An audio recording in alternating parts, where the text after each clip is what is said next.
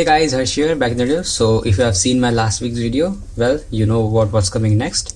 So today I am unboxing the in collaboration of IXO and Tarmac works. So this is the McLaren MCL 35M, and this particular car is from the Italian Grand Prix. Now you would say why I am doing the McLaren MCL 35M review two times.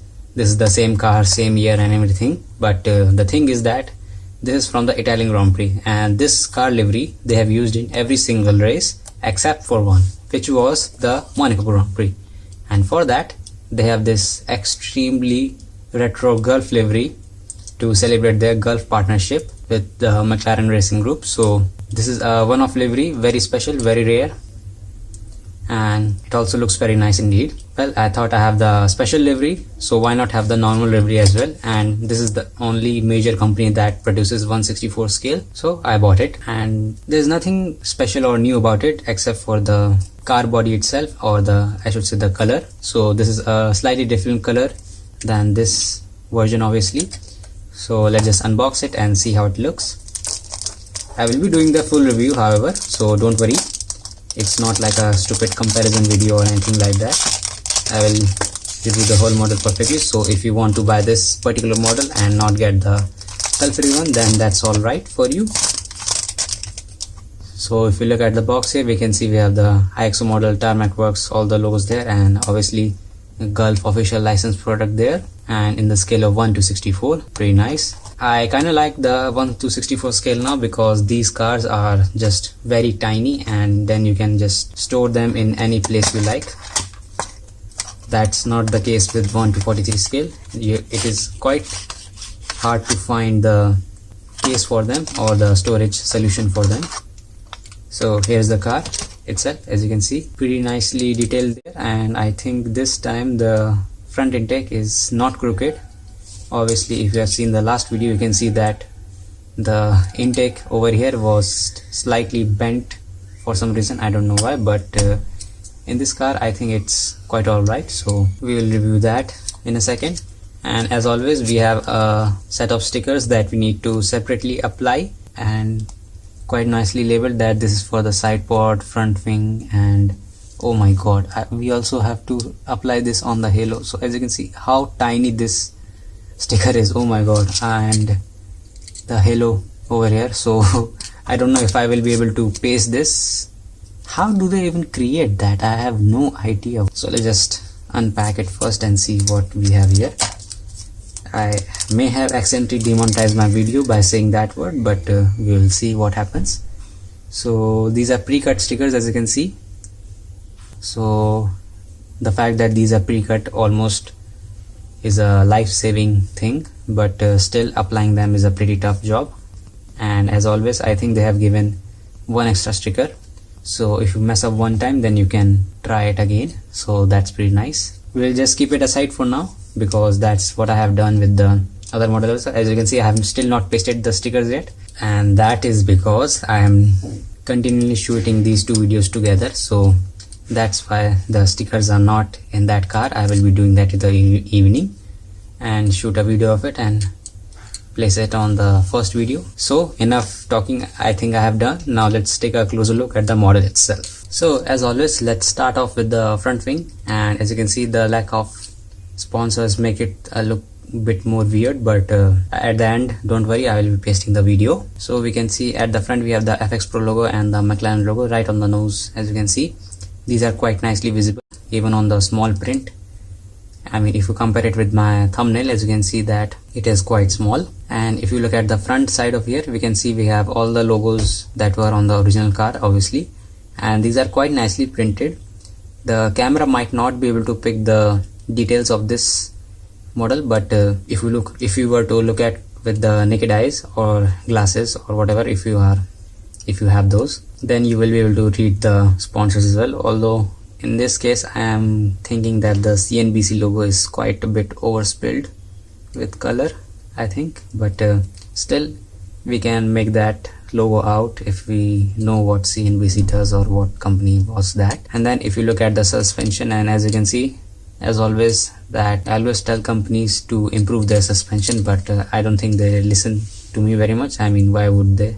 anyways. So as you can see, there are no see-through panels or anything cut out sort of thing, but still, for the size, I think they have done a pretty good job at mimicking the original suspension system. And if we come to the tires, as you can see, these are hard compound tires with the white ring around them, so that's pretty nice. And also the inside of the tires is also quite nicely printed, as you can see, all around. So this is quite a nice detail that they have added. I mean, I have seen Burago models without this inner tire cover for many years, and now they have only fixed that. And then if you look at the side over here, we can see we have some more logos on the sides there, as you can see, and also the number 4 for Lando Norris. And if you look at the halo, we can see it is quite well formed, not detailed because the stickers are missing, and I don't think I will be able to paste them, but we will see. And as for the seat, as you can see, it looks like a toilet seat to me. I don't know why, but that's not how a Formula 1 seat should look like. But I think they tried their best. I mean, why would they even do that if that's not the best that they can do? And at the front, we can see we have a little steering wheel, which is quite a far away from the main body itself, as you can see. But still, for this size, I think they have done a pretty good job there.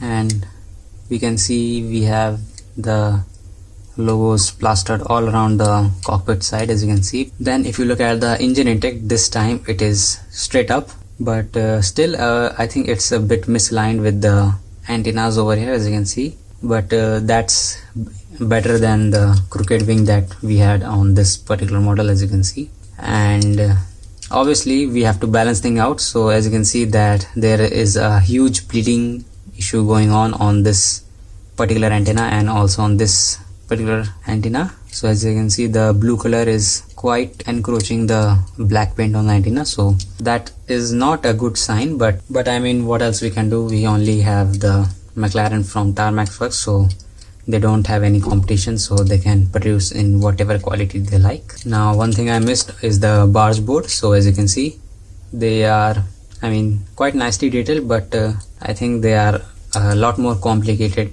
than this in real life. So I think that they're best, but still more detailed barge board would be nice to see in later modules. Although the 2023 version will look a lot different, and the 2022 as well, because these are a lot simpler now, so their job is now a lot easier in making molds for these barge boards. But let's continue on. So as you can see, we have a huge empty space here on the side pod. That's because of the logo sticker, as you can see, but we'll be pasting them, don't worry.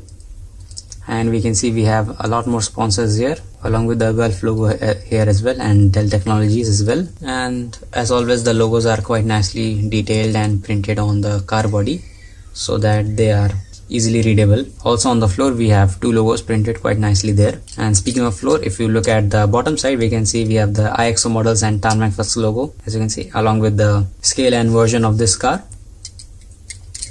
And I think this time the body will roll freely without touching any part of the body itself. So there is a slight body part touching the surface. It's always the front wing, as you can see, it is quite low to the ground. But for the back side, I think it is a quite free rolling body, as you can see, but there is some sort of friction going on. So let me just check where it is. So there is none on the back side. I think it is the front wing. So as you can see, these 2 channels cut out on the either end, they create some sort of friction because they are slightly away from the floor of the front wing, so that's why they drag along the surface over here. But this is, I think, one of the features that Tarmac Works can improve. But to keep the originality of the car and to mimic the how low the car is to the ground, that's why they have to do that. But if you want to play it as a toy, you can always sand them down just a tiny bit so that it moves freely, but I won't be doing that in any case. Then if you look at the back tires, they are quite nicely detailed as well, and also they are free rolling with the nice Pirelli P0 logo, as you can see. And also the back wing is as always quite nicely detailed with the logos both on the inside and on the outside. And this time also I don't think they have cut a slit for the DRS. So yeah, as you can see, the flap actually should have a slit, so some sort of slit to indicate that the DRS flap and the back wing are two separate pieces, but in this case they have not done that, which is I guess okay. I mean, these two are the same models, so they used the same mold for both of the cars, but just different decals and paint stuff. And then finally, if you look at the back, we can see I don't think they have the diffuser in place, but I'm not sure if there was one in the first place, but still I think it's looked pretty nice. As you can see, we have a nice individual LED marked tail light that glows red in case of rain or battery charging systems. So this is quite nicely detailed, and above that is the engine exhaust. As you can see, it is just a simple circular stamp sort of thing, but there is no silver paint or anything like that there, but it is present there. That's enough for this particular size model, I guess. And as I've said earlier in this video, the 1/64 scale model are easy to store, and let me just tell you why. So here I have a 1/43 scale Red Bull, as you can see, from Burago, and as you can see, it is quite a big model. This is with the plastic base and acrylic case, and you can see how small the 64 scale is compared to 43 scale. And one more good thing about 1/64 scale is that Hot Wheels and other major toy companies such as Matchbox also produces their cars or Mini GT in 1/64 scale. So there are a huge variety of cases, display boxes that you can use with these cars. So it's quite easy to get one for this particular car, but for a 1/43 scale or 1/18 scale, it is quite tough, and you have to make one yourself or pay a huge price for something that is not meant for them, but their box size or something like that fits them perfectly. So there it is, guys, the McLaren MCL35 from the 2021 Formula 1 season. So thanks for watching this video, guys. Please like, subscribe and share, and I will see you all later.